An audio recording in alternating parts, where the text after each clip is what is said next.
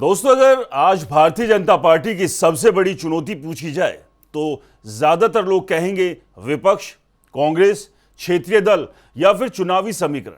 लेकिन अगर राजनीति को थोड़ा गहराई से देखें तो तस्वीर कुछ और दिखाई देती है। भाजपा की सबसे बड़ी समस्या उसका सबसे बड़ा विरोधी नहीं बल्कि उसकी अपनी कम्युनिकेशन है।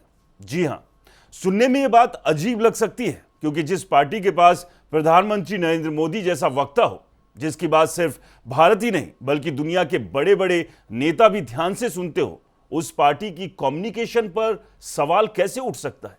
लेकिन यही सबसे बड़ा विरोधाभास है।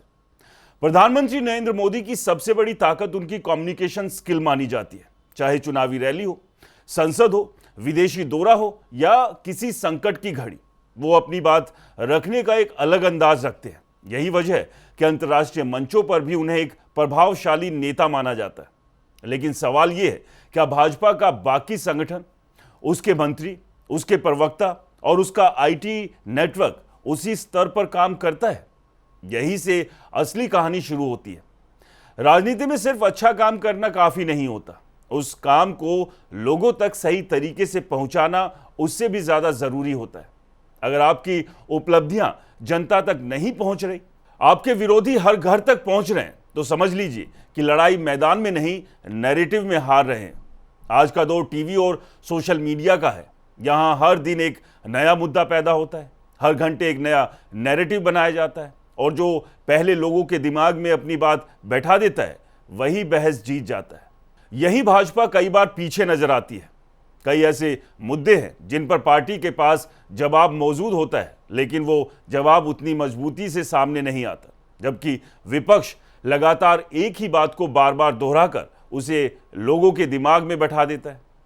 राजनीति में एक सिद्धांत है, अगर झूठ को 100 बार दोहराया जाए तो बहुत से लोग उसे सच मानने लगते हैं, और अगर सच को समय पर ना बताया जाए तो वो धीरे धीरे कमजोर पड़ जाता है। यही खेल आज भारतीय राजनीति में भी दिखाई देता है। भाजपा का दावा है कि उसने पिछले सालों में इंफ्रास्ट्रक्चर, डिजिटल इंडिया, गरीब कल्याण, विदेश नीति, रक्षा और अर्थव्यवस्था के क्षेत्र में कई बड़े फैसले लिए। लेकिन सवाल यह है, क्या इन उपलब्धियों की चर्चा उतनी होती है जितनी किसी विवाद की होती है? शायद नहीं, क्योंकि विवाद बेचने वाले ज्यादा सक्रिय और उपलब्धियां बताने वाले अपेक्षाकृत कमजोर। यही वजह है कि कई बार विपक्ष का एक आरोप सरकार की 10 उपलब्धियों पर भारी पड़ जाता है।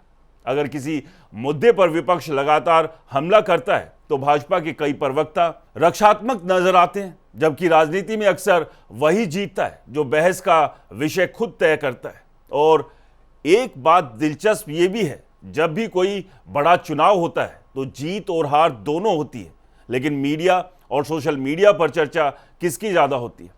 अक्सर हार की। अगर भाजपा कोई बड़ी जीत दर्ज करती है तो वो खबर कुछ दिनों में सामान्य हो जाती, लेकिन अगर कहीं एक सीट भी हार जाए तो उस पर कई दिनों तक बहस चलती रहती है। यानी विपक्ष बहस का केंद्र तय कर देता है और भाजपा उसी का जवाब देने में लगी रहती है।